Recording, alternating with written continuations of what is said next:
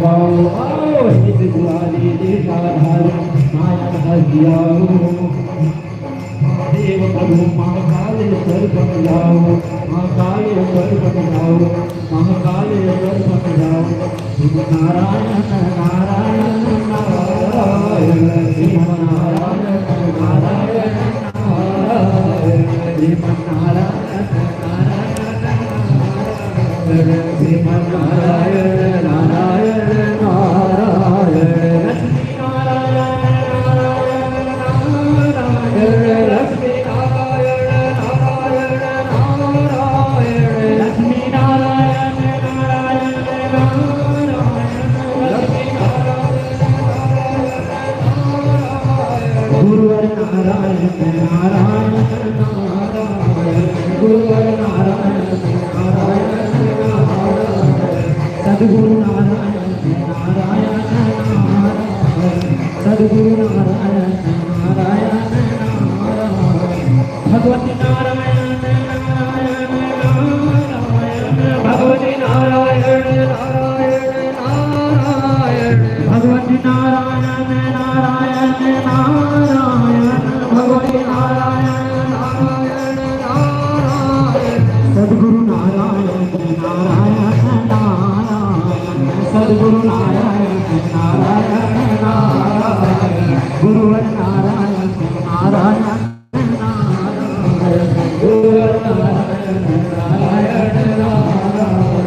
विष्णु नारायण नारायण नारायण विष्णु नारायण नारायण विष्णु नारायण नारायण नारायण विष्णु नारायण नारायण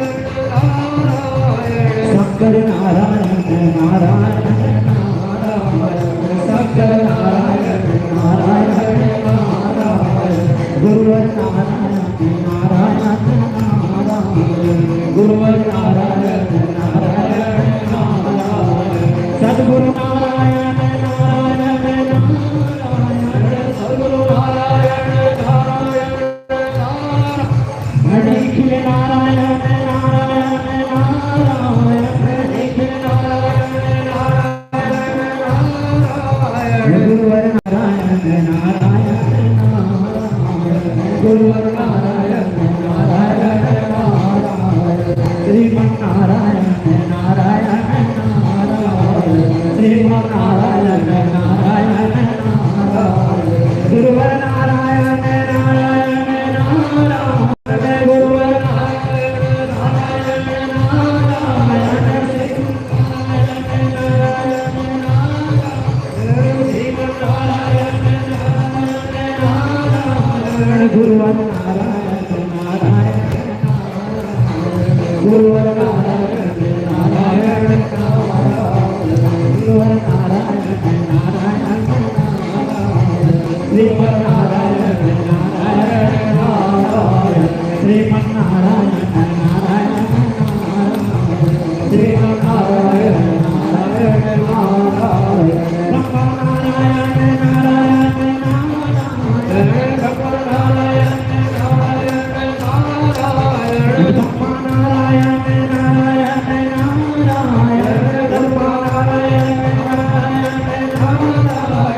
भगवती नारायण नारायण नारायण भगवती नारायण नारायण नारायण गुरुवर नारायण नारायण नारायण गुरुवर नारायण नारायण नारायण सद्गुरु नारायण नारायण सद्गुरु नारायण नारायण नारायण श्रीमन नारायण नारायण नारायण श्रीमन नारायण नारायण नारायण श्रीमन नारायण नारायण नारायण श्रीमन नारायण नारायण निखिल नारायण नारायण नारायण निखिल नारायण नारायण नारायण सद्गुरु नारायण नारायण नारायण सद्गुरु नारायण नारायण नारायण सद्गुरु नारायण नारायण नारायण गुरुवर नारायण नारायण सद्गुरुदेव के सद्गुरुदेव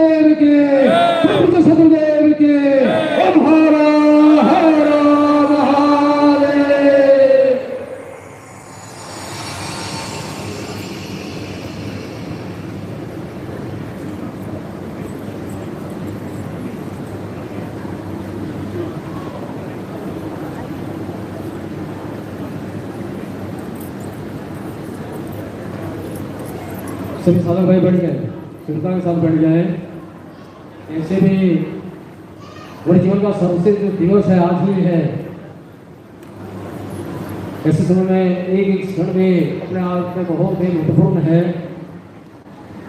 जल्दी से बैठ जाए, जो बैठे हैं खड़े हैं भाई लोग सब बैठ जाए, जल्दी बैठ जाओ।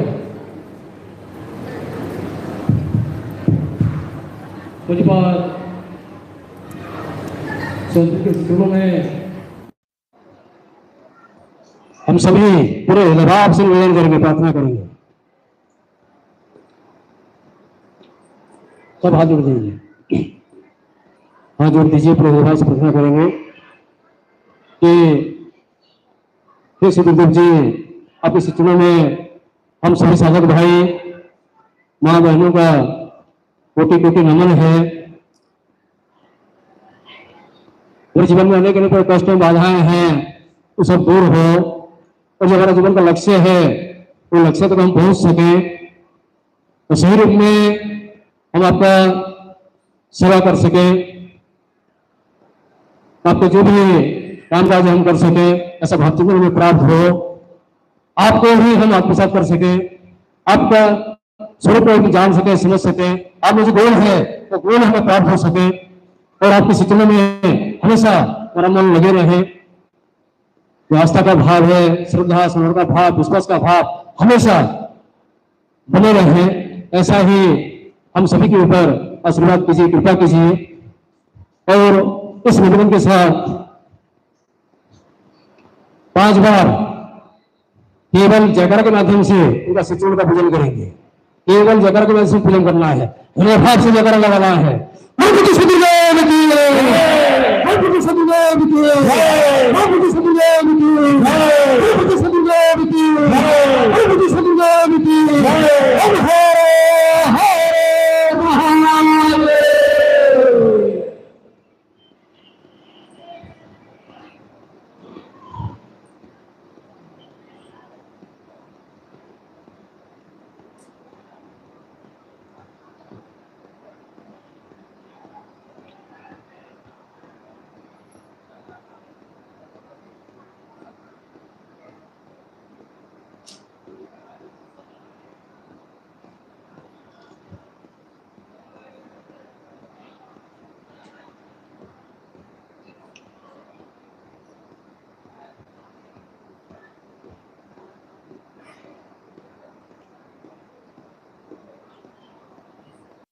हमारे सदगुरुदेव, हमारे प्राणेश्वर का यह अभ्युदय पर्व अवतरण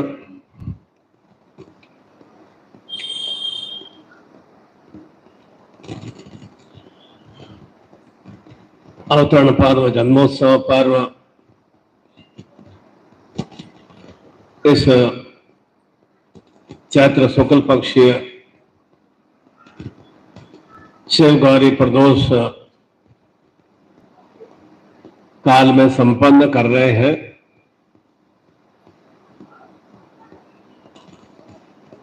और गीता में भी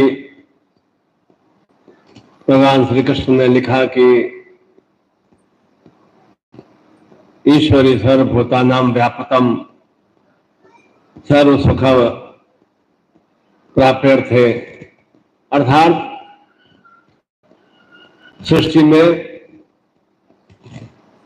जितने भी प्राणी हैं उन सब में ईश्वरी शक्ति का भाव व्याप्त है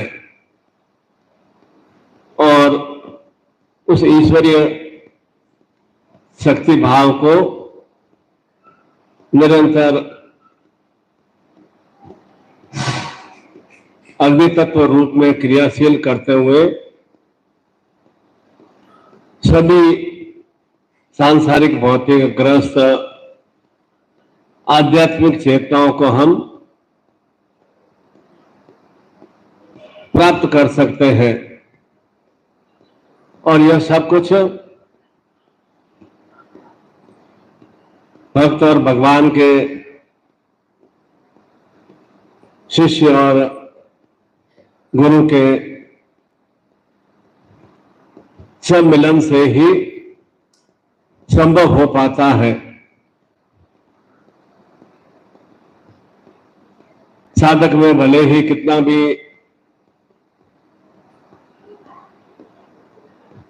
आत्मीय प्रेम हो और ईश्वर की या गुरु की दृष्टि नहीं पड़े, तो वह उच्चताओं की ओर अग्रसर नहीं हो सकता है। ठीक इसके विपरीत यदि गुरु कितनी भी चेतना प्रदान कर दे और भक्त उसे आत्मसात ही नहीं करे, तब भी जीवन में अपूर्णता बनी रहती है। और इन्हीं अपूर्णताओं की समाप्ति के लिए हम नित्य प्रतिदिन अपने जो भी हमारे अंतस भाव में, आत्मीय भाव में जो हमें मधुरता देता है, आनंद देता है, प्रसन्नता देता है, शक्ति देता है, उसकी हम अद्भुत आराधना करते हैं कि मुझे गुरु की भक्ति करने से आनंद की प्राप्ति होती है, शक्ति की प्राप्ति होती है। मुझे ईश्वर की वंदना करने से, शक्ति की आराधना करने से, शिव की भाव की चेतना को आत्मसात करने से मेरे भीतर में शिवत्व भाव की वृद्धि होती है। अर्थात सांसारिक मनुष्य में यह परम आवश्यक है कि उसके अंतर स्वभाव में किसी न किसी ईश्वरीय शक्ति के प्रति, गुरुत्व शक्ति के प्रति पूर्ण रूप से श्रद्धा का भाव होना चाहिए। और उस श्रद्धा भाव से ही भीतर में अनेक अनेक सुरसों की वृद्धि होती है और उन सुरसों के फलस्वरूप जो भी जीवन में हताशा, निराशा, अवसाद या अनेक तरह के जो भी अवरोध होते हैं, वे विश्व रूपी जो क्रिया होती है वे समाप्त होती है। और कहते हैं कि जिसका कोई गुरु नहीं है या इष्ट नहीं, तो वह निर्गुण रहित होता है। अर्थात उसमें कोई भी, भले वह मनुष्य शरीर है, परंतु उसमें कोई भी गुण उसमें व्याप्त नहीं होते हैं। वह अवगुणों से भरा हुआ असुर में शक्तियों से युक्त होता है। ऐसा ही आज का यह विशेष पर्व 21 अप्रैल का सदगुरुदेव जी का यह 90वां जन्मोत्सव पर्व हम संपन्न कर रहे हैं। और साथ ही साथ में जैन तीर्थों का भी, भगवान महावीर स्वामी का भी यह अभ्युदय पर्व है। यह चैत्र शुक्ल त्रयोदशी पर्व और महावीर स्वामी का यह जैनिज्म श्वेतांबर दिगंबर स्वरूप में पूरे संसार में व्याप्त है। और अनेक अनेक उद्योगपति, व्यापारी, अनेक श्रेष्ठ कार्य करने वाले जैनिज्म में ही उनका विस्तार हो रहा है, क्योंकि वे निरंतर अपने इष्ट के प्रति, अपने भगवान के प्रति पूरी अद्भुत आराधना रखते हैं। और उन्हें 24वां तीर्थकर भी कहा जाता है। और जो उन्होंने अहिंसा, सत्य, ब्रह्मचर्य का भाव चिंतन बताया, अर्थात किसी के प्रति भी हिंसा नहीं करना। हिंसा का केवल मारपीट ही नहीं, अनगल रूप से गाली गलौच या अंतर भाव में कोई भी बुरी भावना, और निरंतर सत्य का, यानी जो सतरूपी स्थितियां हैं जो हमें रस और अमृत और आनंद प्रदान करती है, उनकी सामयिकता को आत्मसात करना। और ब्रह्मचर्य का तात्पर्य शुद्धता भाव से है। कोई ऐसा नहीं कि केवल विवाह नहीं करना, वह ब्रह्मचर्य नहीं है। शुद्ध भाव होना चाहिए, शुद्ध सुचिता का भाव चिंतन होना चाहिए। वही भाव चिंतन सदगुरुदेव जी हमें निर्देशित करते हैं। प्रत्येक ऋषि मुनि, प्रत्येक देवी देवता और प्रत्येक संत महात्मा भी यही संदेश देता है कि निरंतर निरंतर इस तरह से सद आचरण करते हुए ही अपने आप को हम गुरु में बनाने की ओर अग्रसर होते हैं। और जो जो हमारे भीतर में गुरु शक्तियों का विस्तार होता है, ईश्वरी शक्तियों का विस्तार होता है, क्यों क्यों हम धीरे धीरे अपने जीवन में उच्चता वाली, उठाव वाली स्थितियों से परिपूर्णता की ओर अग्रसर होते हैं। जीवन में निरंतर निरंतर हमें सुश्रेष्ठताओं की प्राप्ति होती है। इसीलिए इस प्रदोष काल में भगवान शिव और गौरी की भी अभ्यर्थ आराधना हम संपन्न करते हैं। और जिस तरह से भगवान शिव ने सिंह की खाल को लपेटा हुआ है, अर्थात उनके भीतर में भी वह सिंहत्व भाव चिंतन है। वह भले एक स्वरूप में वह शांत में दिखाई देते हैं, परंतु एक स्वरूप में सिंहत्व भाव स्वरूप में है। अर्थात सिंहत्व भाव स्वरूप का मतलब वे सभी जो भी असुर रूपी स्थितियां हैं उन पर उनका अंकुश है। वह भीतर में हमारे भी अंतर्स्वामी में सिंहत्व भाव होना चाहिए कि हम भी जो भी विषम स्थितियां हैं, जो असुर में स्थितियां हैं, मेरे भीतर में आनंद क्रिया है, अनंगल भाव चिंतन है। तो अनंगल भाव चिंतन में सिंहत्व स्वरूप में ही मुझे अपने आप में शेरमय स्थितियों से युक्त होना पड़ेगा, अपने आप में शक्तिमय स्थितियों से। का तात्पर्य नहीं कि मैं किसी को आक्रमण कर दूं, अर्थात मैं अपने भीतर में सुशक्तियों का विस्तार करूं। शक्तियां सब में विद्यमान है, अनेक अनेक स्वरूपों में। मैंने क्या श्लोक में बताया, ईश्वर तो सब में विद्यमान है, परंतु वह हम किस तरह से अपने भीतर के अंतस्भाव से, आत्मभाव से ईश्वर को जागृत करते हैं, अपने गुरुत्व को जागृत करते हैं, अपने इष्ट को जागृत करते हैं। उसी भाव स्वरूप में हमें गुरु की प्राप्ति होती है, ईश्वर की प्राप्ति होती है, देवताओं की प्राप्ति होती है, शक्तियों की प्राप्ति होती है। जिस भाव स्वरूप में हम आत्मसात करते हैं, उसी भाव स्वरूप में हमें भी चिंतन की प्राप्ति होती है। और जो जो हम जैसे जैसे संगत का प्रभाव पड़ता है, वैसे वैसे हमारा संगत किससे हो रहा है, गुरु से संगत है, तो निश्चित रूप से हमारा गुरु में स्थितियों से युक्त होते हैं। संतों से, ऋषियों से, महात्माओं से तो हमारा संत में स्थितियों की और ऋषित्व में स्थितियों की ओर अग्रसर होते हैं। और यदि इसके विपरीत अनंगल हमारी संगत भाव है, तो वैसे ही हमारा जीवन की क्रियाएं निर्मित होती है। ऐसा ही एक बार राजा शिकार के लिए गया हुआ था और राजा में थोड़ा अहम भाव तो होता ही है। शिकार करते करते साथ में जो सैनिक थे वे उससे बिछड़ गए, ध्यान नहीं रहा। वह तो तीव्र गति से, क्योंकि राजा हर रूप में शक्तियों से युक्त होता है, चाहे वह घुड़सवारी में हो या मैनेजमेंट कैसे करना है, व्यवस्था कैसे करना है, राजकार्य कैसे चलाना है, वह उसमें एकदम एक्सपर्ट और परफेक्ट होता है। और उसमें वह कि मैं सब कुछ मैं स्वयं कार्य, प्रत्येक कार्य संपन्न कर सकता हूं, तभी तक वहां पूरी प्रजा पर सही रूप से सुशासन कर पाता है। वहां दूर जाने के बाद में वह जंगल में भटक सा गया। भटक गया तो थोड़ा थोड़ा सांझ बेला भी होने प्रारंभ हो गई थे।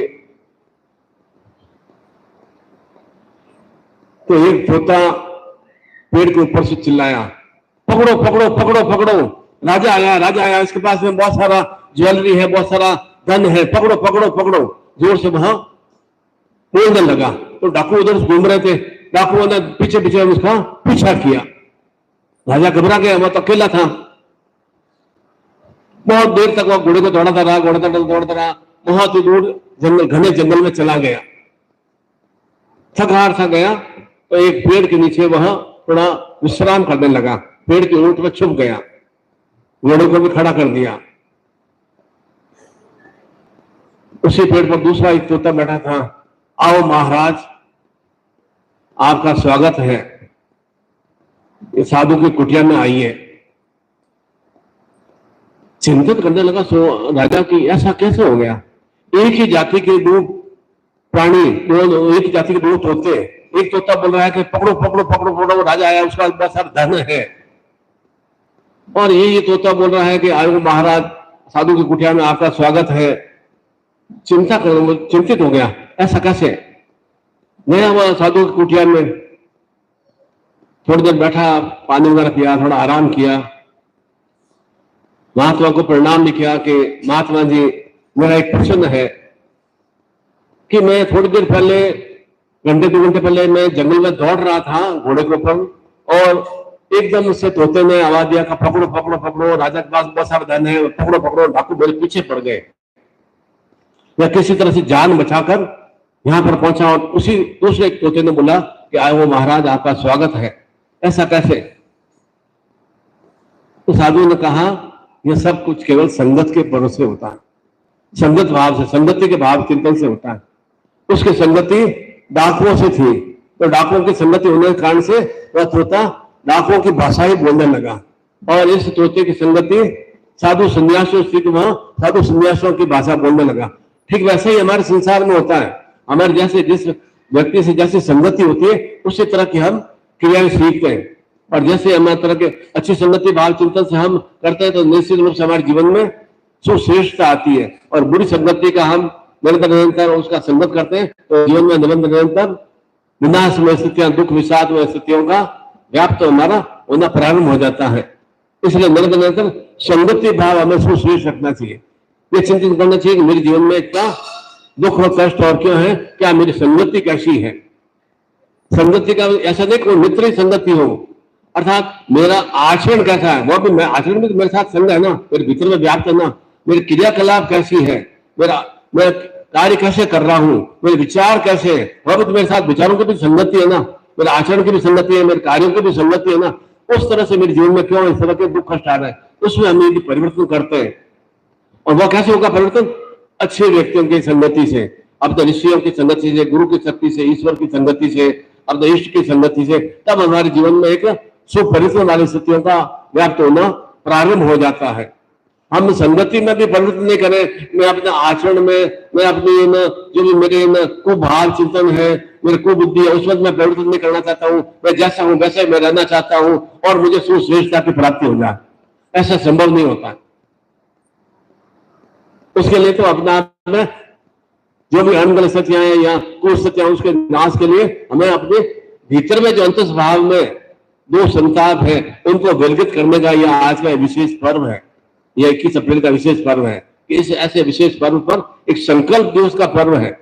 संकल्प लेना है हमें यह कि मेरे जीवन में क्या क्या स्थितियां हैं, दुखपूर्ण स्थितियां हैं, उन दुखपूर्ण स्थितियों को संकल्प में स्वयं के संकल्प शक्ति के माध्यम से ही क्या बताया, ईश्वर सर्व बता नाम सर्व सुख प्राप्त थे, अर्थात ईश्वर सब में वास करता है और उसे जागृत करने की, अर्थात गुरु तो सब में व्याप्त है, गुरु तो शक्ति तो सब में व्याप्त है, उसे जागृत करना है।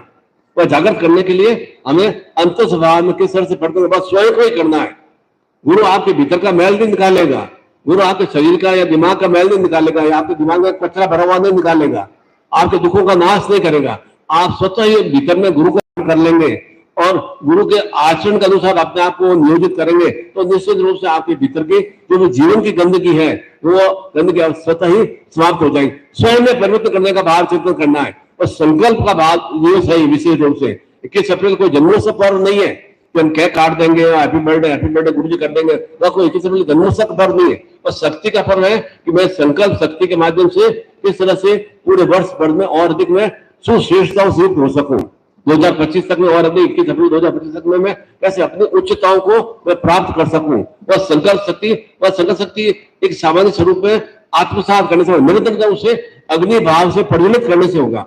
निरंतर करना पड़ेगा। आज आप संकल्प तो ले लेंगे और फिर 10 दिन बाद उस संकल्प को आप कुछ भी क्रियान्वित नहीं करेंगे, अर्थात निरंतर नहीं तो होना चाहिए मुझे निरंतर अपने आप में सुश्रेष्ठ बनना, सिंगत्व बनना। मैं जीवन में ऐसा गिदड़ में बन के रोते मिलते हुए अपने जीवन को व्यतीत नहीं करना चाहता हूँ। दुखों से अपने आप को मैं पूरा उनसे भरा हुआ नहीं रहना चाहता हूँ। मुझे उन दुखों का नाश करना है तो मेरे भीतर वो असीम रूप में शक्तियां आए, जिससे कि चाहे वो रोग के रूप में हो, चाहे पीड़ा के रूप में हो, चाहे शत्रुबाधा के रूप में हो या धनहीनता के रूप में हो, उसके लिए तो संघर्ष करना ही पड़ता है।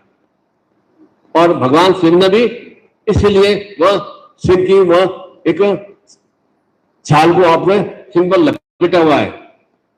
और अब तो छाल को लपेटने के पीछे भी वैज्ञानिक रीजन भी है, क्योंकि कैलाश पर्वत पर, कैलाश मानसरोवर में तो अत्यधिक सर्दी का मौसम रहता है, चारों तरफ बर्फ ही बर्फ रहती है, तो वह सिंह की छाल एक तरह से भीतर में एक गर्मी का एहसास कराती है, भीतर में एक शीतलता का एहसास कराती है।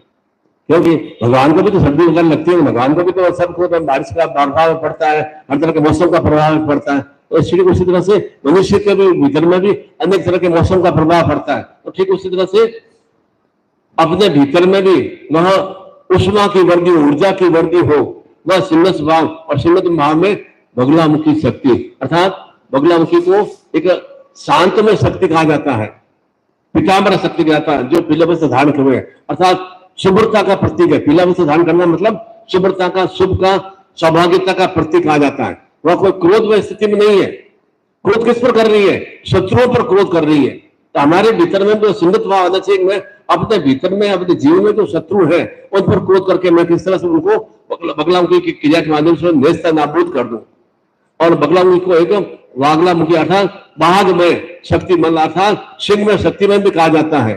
10वां महायुद्ध में वह सर्वश्रेष्ठ बगलामुखी है। और बाघ में शक्ति अर्थात सिंह की शक्ति समान वह स्वरूपा है। सिंह किस पर? कोई सामान्य सामान्य व्यक्तियों पर गलतला नहीं करना है। सिंह का मतलब बगलामुखी का तात्पर्य, 10वां महायुद्ध का तात्पर्य कि मेरे जीवन में किस तरह से मैं शुभ शक्तियों से, महाविद्याओं से मैं युक्त हो सकूं, वह एक भाव चिंतन है बगलामुखी का। किस तरह से मैं सिंह में अपने शत्रुओं पर झपटा मार सकूं, कि व्यक्ति पर झपटा नहीं मारना है। जो मेरे जीवन में अनेक अनेक रूप में छोटे छोटे दुख है, और ये भी मानना चाहिए कि ये भी समय कट जाएगा। कोई भी ऐसा नहीं, विशाल विशाल दुख नहीं है, बहुत बड़े कष्ट पीड़ा भी नहीं है, और ऐसा भी नहीं बहुत सुख है तो वो ये भी समय निकल जाएगा। ऐसा ही एक बार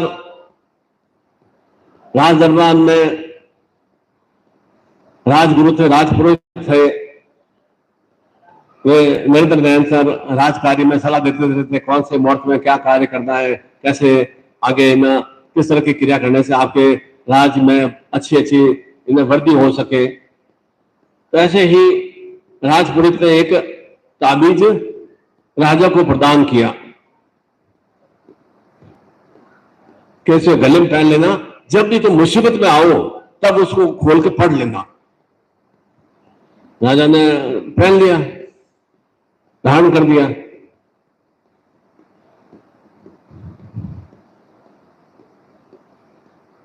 बहुत समय बाद में वह शिकार पे गया,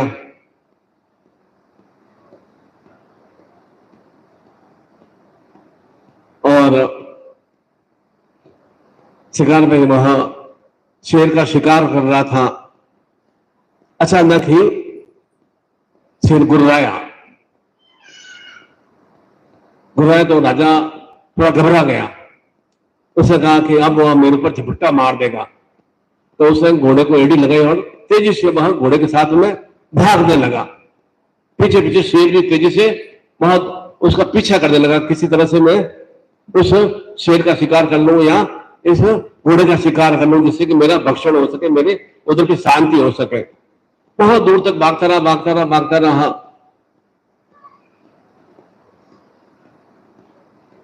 काफी दूर भागने के बाद में वह गहरे जंगल में चला गया, और थोड़ा घबरा भी गया था।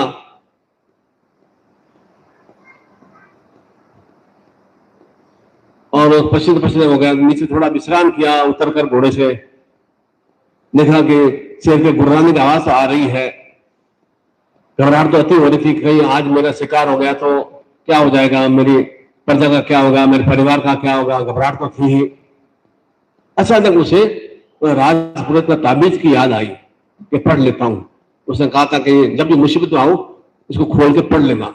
निकाला ताबीज, खोल के ऐसे उसका कैप खोली, उसकी पढ़ा के उसमें लिखा था यह भी समय निकल जाएगा। एक शक्ति आ गई उसमें,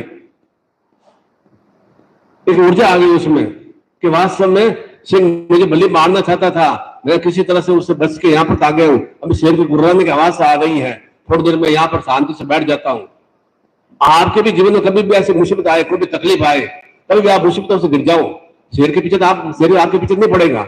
कोई भी ऐसी समस्या आ जाए, कोई बाधा आ जाए, वो 10 मिनट शांति से बैठ के चिंतन करना, क्या इसका समाधान क्या। 10 मिनट शांति रखेंगे, मौन व्रत धारण करेंगे, आंखें बंद करके बैठेंगे, स्वतः ही समाधान आपको प्राप्त हो जाएगा। कुछ न कुछ सदगुरु की चेतना आपको आएगी कि मुझे इस तरह से क्रिया, इस मुसीबत आई है, कोई भी घर में कोई बीमार हो गया, या कोई भी आपके साथ में दुश्मनी का व्यवहार किया, या कहीं धन की हानि हो गई, या कुछ अनगल क्रिया हो गई, या किसी ने आपको अनगल आक्षेप लगा दिया, या वो कोई भी घर में मुसीबत परेशानी आ गई, या परिवार में किसी बच्चे ने कोई भी गलत क्रिया कर दी, या अनहोनी हो गया, या ऑफिस में या व्यापार में कोई अनहोनी हो गई, 10 मिनट तक शांति भाव से अपने शांत मन से कुछ भी मंत्र जाप पूजा वगैरह कर, मौन व्रत धारण कर 10 मिनट बैठना है, मुश्किल 10 मिनट बैठना है, सोचा ही आपको एकदम मार्ग मिल जाएगा। क्या इस मुसीबत से निकलने का क्या मार्ग है, घबराना नहीं है।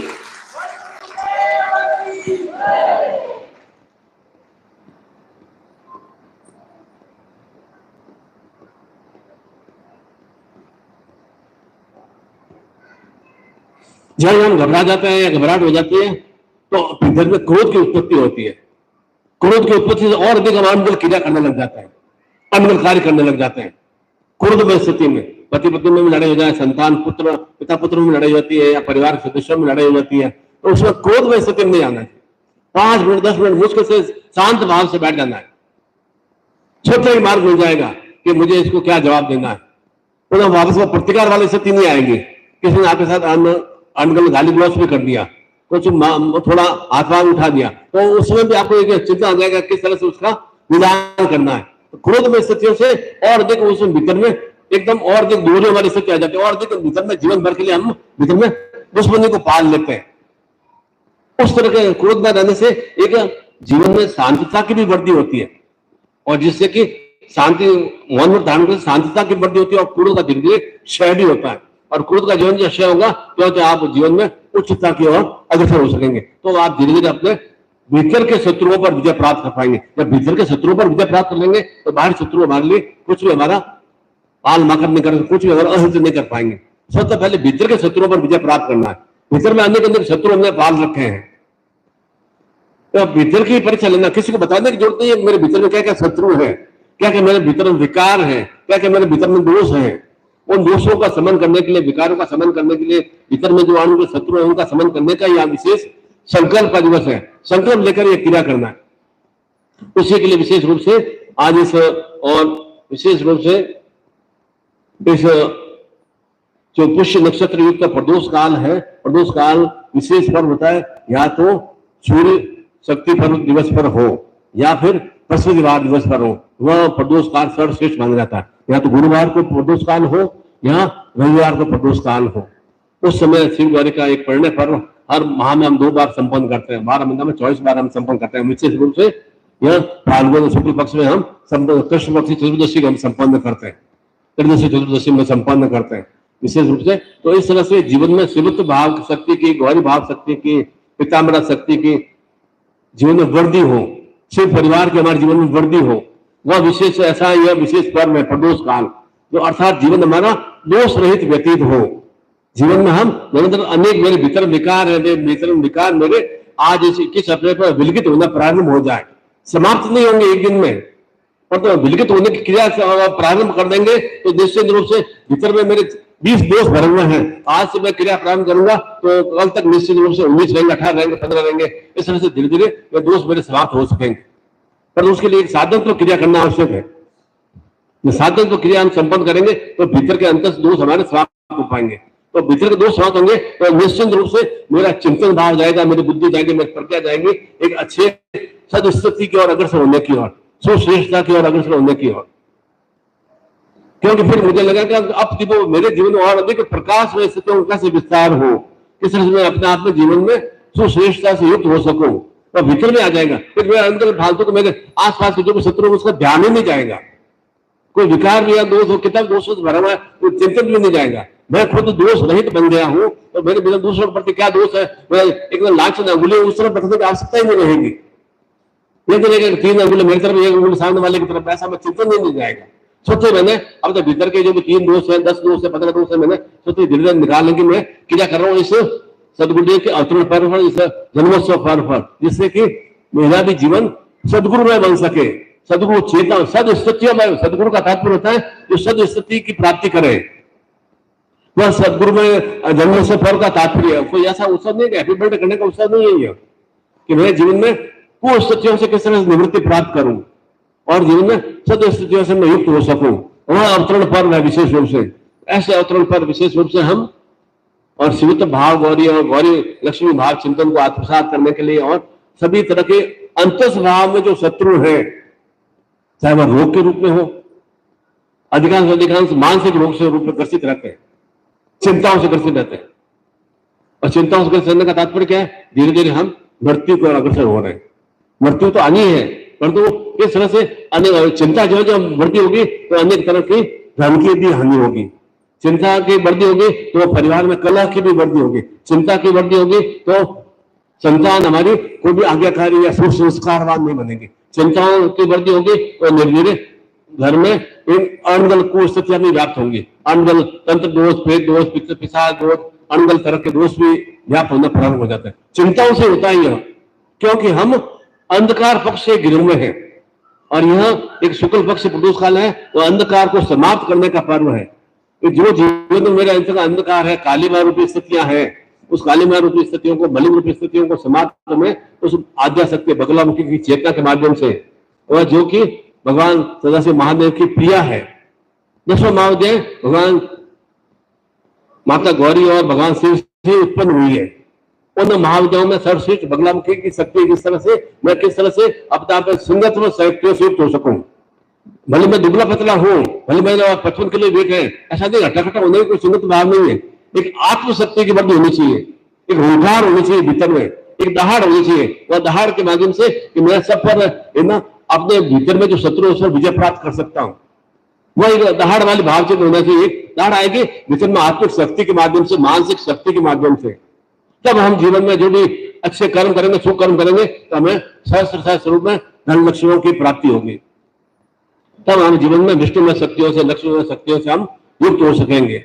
ऐसा ही विशेष सदगुरुदेव का यह अवतरण पर हम संपन्न करेंगे। इसलिए प्रत्येक साधक साधिका को विशेष रूप से वहां सहस्र स्वरूप में श्री गौरी लक्ष्मी, विष्णु स्वरूप लक्ष्मी की शक्तिपात की दीक्षा और अपने भीतर में अंत स्वरूप में जो भी शत्रु है, जो भी विकार है, चाहे रोग के रूप में हो, चाहे धनहीनता के रूप में हो, चाहे चिंताओं के रूप में हो, चाहे कार्य व्यापार अवरोध आ रहे हो या कर्जे के रूप में हो, ये सभी दोष है। ये अंधकार रूपी स्थितियां हैं जो मैं धीरे धीरे मेरे जीवन को और अधिक गर्त में धकेल रहे हैं। मेरे ऊपर कर्जा बना हुआ है, बच्चों का शादी नहीं हो रहा है, बच्चे अच्छी शिक्षा प्राप्त नहीं कर पाए, तो निश्चित रूप से परिवार में क्या है? ये दूषितमय स्थितियां, विषममय स्थितियां, षडांतमय स्थितियां हैं। तो षडांतमय स्थितियों को समाप्त करने का ही यह विशेष संकल्प शक्ति का पर्व है। उसी के पिता मेरा बगलाम की, जिससे कि मेरे जीवन में सुसौभाग्यमय स्थितियों का विस्तार हो, अर्थात मेरे जीवन में जो दुर्भाग्य वाली स्थितियां हैं, दुर्गति वाली स्थितियां हैं, दुर्गति वाली स्थितियां मेरी समाप्त हो सके। तब मुझे मेरे भीतर भाव में, अंतस भाव में सही रूप में मैं अपने सदगुरुदेव को धारण कर पाऊंगा। ऐसे ख्याल ओम वर्धन नारायण गुरु मंत्र करने से या 4 लाख 5 लाख मंत्र करने से सदगुरु को धारण नहीं कर पाएंगे। भीतर में कैसे विकार, आप या तो आप भीतर में विकार को इकट्ठे करते रहो, भीतर में अंधकार पक्ष को इकट्ठे करते रहो, या फिर सदगुरु को धारण करो। आपका चिंतन भाव होना चाहिए। दोनों एक साथ नहीं रह सकते। अंधकार भाव में सदगुरु नहीं रह सकते। जहां सदगुरु विराजमान होंगे भीतर में, तो निश्चित रूप से प्रकाश में स्थितियां आएंगी। और हमें जीवन में प्रकाश में स्थितियों की प्राप्ति करना है, जीवन में उदास में स्थितियों की प्राप्ति करना है, अंधकार में स्थितियों की प्राप्ति नहीं करना है। इसलिए संकल्प लें कि मेरे इस अभी तक के जीवन में क्या क्या अभाव तकलीफ रहे हैं, उन अभाव तकलीफों को मैं सदगुरु की शक्ति के माध्यम से, इष्ट की शक्ति के माध्यम से उन अभाव तकलीफों को मैं समाप्त कर सकूं। तो संकल्प शक्ति का भाव चिंतन है। स्वयं के लिए संकल्प लेना है, किसी और के लिए संकल्प नहीं लेना है कि मेरे जीवन में किस तरह से सुवृद्धि हो सके, मेरे जीवन में किस तरह से धन लक्ष्मी की वृद्धि हो। धन लक्ष्मी मतलब आरोग्य लक्ष्मी, भू भवन लक्ष्मी, संतान सुख लक्ष्मी, कार्य व्यापार लक्ष्मी, कृषि कार्य लक्ष्मी, हर तरह की यश लक्ष्मी, कीर्ति लक्ष्मी, इस तरह की मुझे 27 जीवन प्राप्ति की लक्ष्मी, ऐसे 100 लक्ष्मियों की प्राप्ति हो। साथ ही साथ में मैं उन 100 लक्ष्मियों को प्राप्त करते हुए अलक्ष्मी का नाश कर सकूं। जो अलक्ष्मी रूप में रोग है, कष्ट है, पीड़ा है, शत्रु बाधा है, अनगल क्रियाएं है, अनगल जो तंत्र प्रेत पिशाच शरीर बंधन या घर बंधन की क्रियाएं उनको मैं अंकुश कर सकूं, उन्हें मैं समाप्त कर सकूं, वह मेरे भीतर में एक बगलामुखी के समान शक्ति का भाव चित्त आ सके। दोनों ही शक्तिवाद दीक्षाओं को विशेष रूप से अभी जैसे कि एक बगलामुखी के साथ में विशेष लॉकेट भी प्राप्त होगा और साथ साथ में सहस्त्र रूप में शिव तो गौरी लक्ष्मी के साथ में विशेष रूप से विग्रह भी प्राप्त होगा। उसे विशेष विधि विधान स्वरूप हम पूजन भी संपन्न करेंगे और शक्तिपात की दीक्षा से भी युक्त होंगे। यह सामान लेकर ही आप मेरे से व्यक्तिगत रूप से मिलने की थोड़ी चिंतन भाव करना। सभी की समस्या मैंने बता दिया। समस्या क्या है कि मानसिक रूप से मैं चिंता से ग्रस्त रहता हूं। समस्या क्या है कि मेरे जीवन में कार्य में बहुत ज्यादा बार बार रुकावटें अवरोध आ रहे हैं। समस्या क्या है कि घर में कलह वाली स्थितियां हैं। समस्या क्या है कि बच्चों की नौकरी नहीं हो रही है या बच्चे पढ़ नहीं रहे हैं या घर में निरंतर बीमारियां बनी रहती है। ये समस्या है। अब इस समस्या को वापस मिलेंगे तो भी बात हुई तो उसके संबंध के लिए क्या करना है? बगलामुखी शक्तिवाद की दीक्षा से अभिभूत होना है। मेरे जीवन में धन का अभाव है, मेरे जीवन में कर्जे की स्थितियां बनी हुई है, मेरे खुद का मकान नहीं बन पा रहा है, मैं खुद का वाहन सुख प्राप्त नहीं कर पा रहा हूँ, मेरे जो सामान्य स्वरूप में भौतिक सुखों की प्राप्ति नहीं हो पा रही है, उसके लिए धन लक्ष्मी चाहिए। उसके लिए मैंने क्या बताया? सहस्त्र लक्ष्मी रूप में आपको विग्रह के साथ में शक्तिवाद दीक्षा प्राप्त हो जाएंगे। उसके लिए फिर बार बार आपको वापस मिलने से आपका भी समय अपव्यय करने का कोई मतलब नहीं। प्रत्येक पल का हमें सदुपयोग करना है आज विशेष पर्व पर। और वैसे मैंने बताया था कि विशेष रूप से निखिल ज्योति को भी प्राप्त करना है कि कम से कम 9 दिन तक आप दीपक नहीं जलाएं, कम से कम 1 दिन तो दीपक जलाएं, 12 घंटे 10 घंटे दीपक जलाएं निखिल ज्योति, जिससे कि जीवन में परिवार में प्रकाश में स्थितियों का विस्तार हो। कभी भी आपके संतान का जन्म दिवस हो या आपका खुद का मैरिज एनिवर्सरी हो या और भी कोई मंगल उत्सव हो, उस समय वह निखिल ज्योति को 10-12 घंटे 15 घंटे 24 घंटे के लिए आप प्रयोग करें। एक घी का दीपक विशेष रूप से लक्ष्मी की प्राप्ति के लिए और तेल का दीपक निखिल तेल का दीपक शक्ति की प्राप्ति के लिए। दीपावली पर 2 दीपक हम प्रज्वलित करते हैं पूजा स्थान में। एक तरफ घी का दीपक होता है, एक तरफ तेल का दीपक होता है। और ये जो महाराम में इतने सारे दीपक जलाते हैं, तेल का दीपक जलाते हैं जिससे कि हमें सुशक्तियों की प्राप्ति हो सके और लक्ष्मी हमारी समाप्त हो सके। इसलिए हम बाहर तेल का दीपक प्रज्वलित करते हैं और निरंतर प्रज्वलित बना रहता है। ऐसे ही हमारे जीवन में प्रत्येक दिवस दीपावली में रहे, लक्ष्मी में बना रहे। इसलिए आपको वो दीपक प्राप्त करके वह शक्तिवाद दीक्षा निखिल दीपक, तेल का दीपक और घी का दीपक आप जब भी महीने में एक बार भी आप चाहें तो एक बार भी खुद 21 तारीख को भी प्रज्वलित कर सकते हैं। या जैसे जैसे आपका चिंतन भाव हो, घर में कोई बीमारी हो, कलिश रोग हो गया किसी परिवार में किसी भी सदस्य को, तो उसके इस संकल्प मेरा जन्म 8 तारीख का है या 12 तारीख का है, 12 तारीख को कोई भी महीने 12 तारीख को वह एक बार तेल का दीपक घी का दीपक प्रज्वलित करना 24 घंटे के लिए करें। थोड़ा देखभाल करें जिससे कि वह ज्योति हमारी शांत नहीं हो। और उसके बाद में जो सूर्योदय के प्रातः विलंब में प्रारंभ करना है और दूसरे सूर्योदय में पूजन करके वह स्वतः अपना में जब शांत हो जाए दीपक तब उसको बंद कर देना है। मान के चलिएगा आपके वो घर में जो जर्जर रोग का मैं कलिश रोग में जिंदगी उसको सुधार होना प्रारंभ हो जाएगा। उसको प्रैक्टिकली आप करके देख लीजिए। आप जो भी घर में धनहानि हो रही है, घर में कला वाली स्थितियां हो रही है, उसको प्रैक्टिकल करके देखो। आप निश्चित रूप से एक ही बार में आपको उसका परिणाम प्राप्त होना प्रारंभ हो जाएगा। और साथ ही साथ में ऐसे विशेष पर्व पर कुछ विशेष रूप से चेतना को आत्मसात करने से जो चिंताएं हैं, जो चिंता हमारी समाप्त होने की ओर अग्रसर होती है। मैं पुनः कोटि कोटि आशीर्वाद देता हूं कि आपके जीवन में यह निखिल जन्मोत्सव पर्व, आपका भी जन्मोत्सव इसी तरह से निरंतर क्रियाशील रहे। आपका भी जीवन सूर्य के समान दीप्यमान रहे, निरंतर प्रकाशवान रहे। जीवन का जो भी अंधकार में स्थितियां हैं, ये अंधकार में स्थितियां यहीं पर विलगित होकर जाए और निरंतर आप उद्भव विकास की ओर और भीतर अंतर्भाव में रोम प्रतिरोध में तब चित्तित रूप से हम अपने रोम प्रतिरोध में अपने इष्ट को, अपने सदगुरु को, अपने प्राणेश्वर को हम जागृत कर पाएंगे। जिससे कि कहीं भी प्रत्येक रोम के कण कण में हमारे सदगुरु विराजमान है तो फिर भीतर में कोई न रोग या कष्ट, पीड़ा या तनाव या चिंता आएगी नहीं, और रहेगी भी तो वह स्वतः ही धीरे निर्मूल हो जाएंगी। ऐसा ही आपके जीवन में निरंतर माँ भगवती की शक्ति बनी रहे, निरंतर भगवान सदगुरुदेव की चेतना बनी रहे। ऐसा ही मंगल में आशीर्वाद प्रदान करता हूँ। बोलो सदगुरुदेव भगवान की जय।